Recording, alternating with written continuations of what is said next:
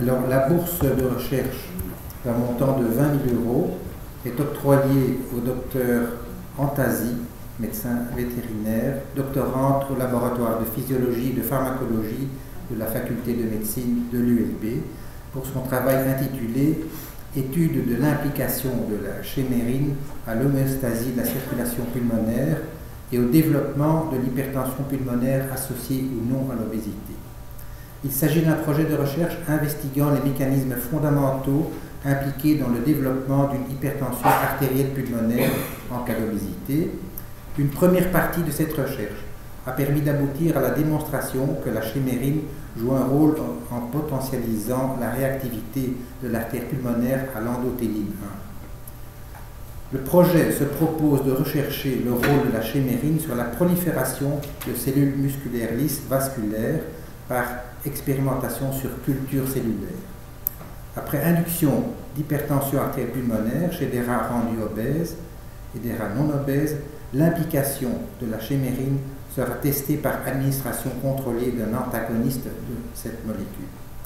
L'ensemble de ces expérimentations fondamentales devrait éclairer la physiopathologie d'un tableau clinique qui reste particulièrement difficile à traiter, malgré les avancées récentes qui ont été évoquées lors de la présentation d'un travail antérieur, et améliorer la compréhension des liens entre obésité et dysfonction de la circulation pulmonaire.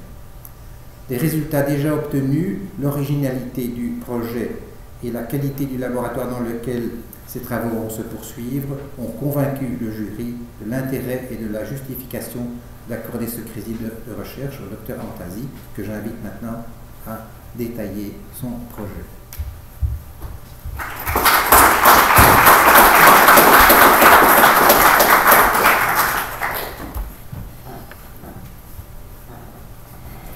Chers membres de l'Académie, Mesdames, Messieurs, merci de me recevoir aujourd'hui afin de présenter mon projet intitulé « Implication de la chémérine dans la circulation pulmonaire et dans le développement de l'hypertension pulmonaire associée ou non à l'obésité ».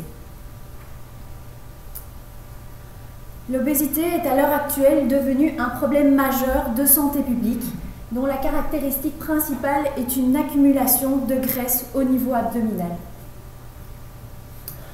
On va avoir une augmentation des sécrétions d'adipokines néfastes par rapport aux adipokines protectives, adipokines étant des molécules à activité hormonale produites par le tissu adipeux qui exercent de multiples rôles, notamment la régulation de la pression sanguine, la régulation du glucose et sa sensibilité à l'insuline, mais également le métabolisme des lipides et la régulation de l'inflammation.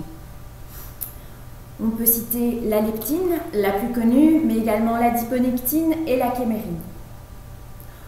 En cas d'obésité, on observera une augmentation de la pression sanguine, une augmentation du risque de maladies cardiovasculaires et un état inflammatoire.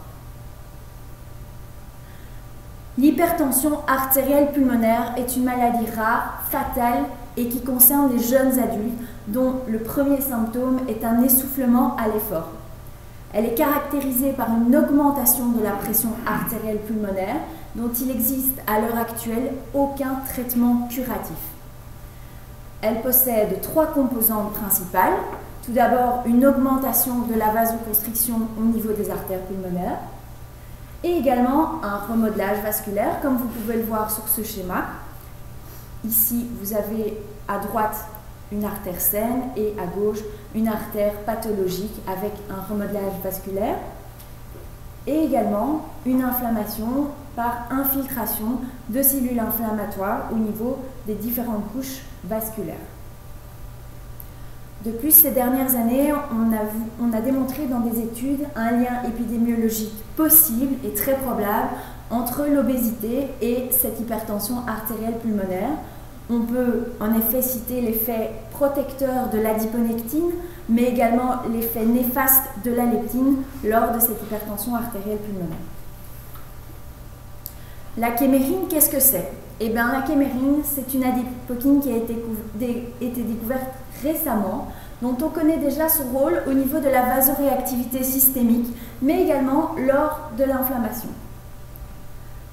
Mais par contre, nous ne connaissons pas son rôle au niveau de la circulation pulmonaire, D'où l'intérêt de notre projet qui consiste à étudier la kémérine dans l'homéostasie de la circulation pulmonaire, mais également dans l'hypertension pulmonaire et dans l'obésité, et de voir si cette kémérine pourrait être un lien possible entre l'obésité et l'hypertension pulmonaire. Je vous remercie et je tenais à remercier le professeur Kathleen McEntee qui n'a pas pu être là, le docteur Laurence de Wachter, les membres de la Fondation Becalès pour ce magnifique crédit de recherche.